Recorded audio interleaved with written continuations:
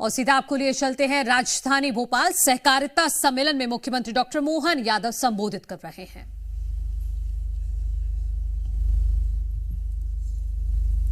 आज के इस कार्यक्रम में मंच पर विराजमान भारत सरकार के यशस्वी गृह मंत्री और सच में भाई साहब के पास में जो विभाग आ जाए उस विभाग को जैसे पारस किसी लोहे को स्पर्श करे वो सोना हो जाता है। जोरदार अभिनंदन करें यशस्वी गृह मंत्री जी के लिए।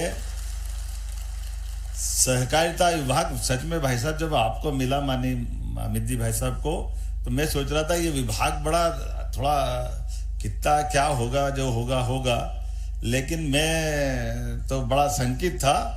लेकिन ये बात भी सही है कि जिस प्रकार से नेशनल डेयरी डेवलपमेंट बोर्ड के माध्यम से आपने राज्यों को प्रेरित किया है कि हाँ हमारे अपने राज्यों की आय किसानों की कैसे कैसे बढ़ सकती है, सच में ये इसी प्रकार के प्रयोग के आधार पर बढ़ सकती। जोरदार अभिनंदन करें माननीय गृह मंत्री जी का।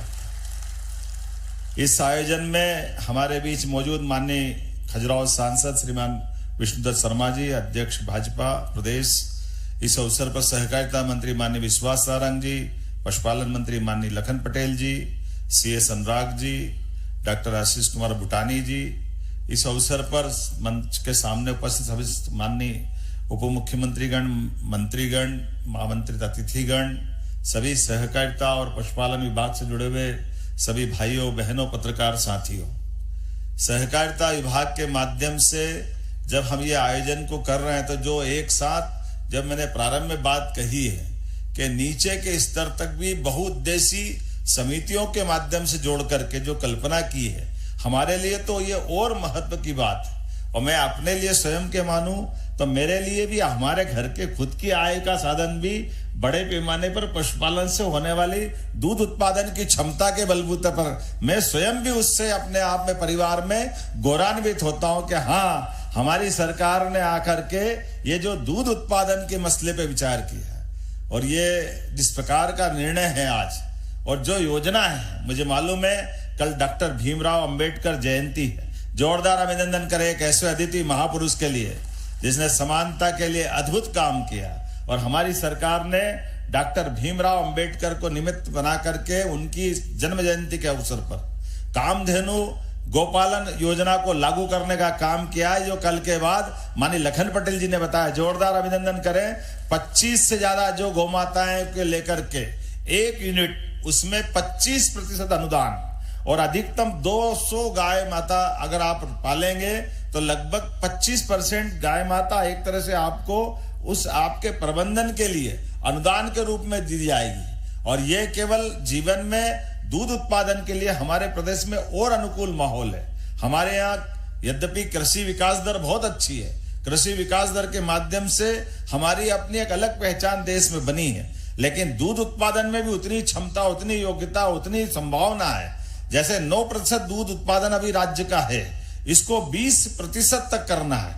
और ऐसे में जब हमारा फॉरेस्ट का एरिया बहुत बड़ा है, खेती के लिए मान लो जमीन नहीं है, लेकिन पशुपालन के लिए तो मना नहीं है, बहुत अच्छे से पशुपालन कर सकते हैं। और पशुपालन में भी उन्नत पशु के माध्यम से जब से ये योजना आई है, हर जगह हर स्थान पर उत्साह उमंग के साथ हर एक कोई किसी बात की बधाई दे न दे, पशुपालन की बात जैसे ही करते हैं ऐसा लगता है जिसके घर में गाय वो सब गोपाल, जिसके घर में गाय का कुल वो घर घर गोकुल। जो ये बात करते क्या इसलिए हम वृंदावन बनाने निकले हैं, तो आनंद से झूम उठता हर सभा हर स्थान पर। ये इतना उमंग देता है कि हमारे अपने लिए परमात्मा की दया से हजारों साल से अपने इस देश के अंदर ऐसा माना जाता दूध दही की नदियां बहती थी, लेकिन काल के प्रभाव में और खास करके गाय माता के दूध को लेकर मैं स्पष्ट बोलना चाहूंगा कि गाय माता के दूध के मामले में तो दूध फेट से लेंगे, ये बड़ी सावधानी से बोलने वाली बात थी। फेट मतलब केवल भैंस का लेंगे, गाय का लेते नहीं थे। जब गाय का दूध ही नहीं खरीदोगे तो गोपालन को बढ़ावा कैसे मिलेगा।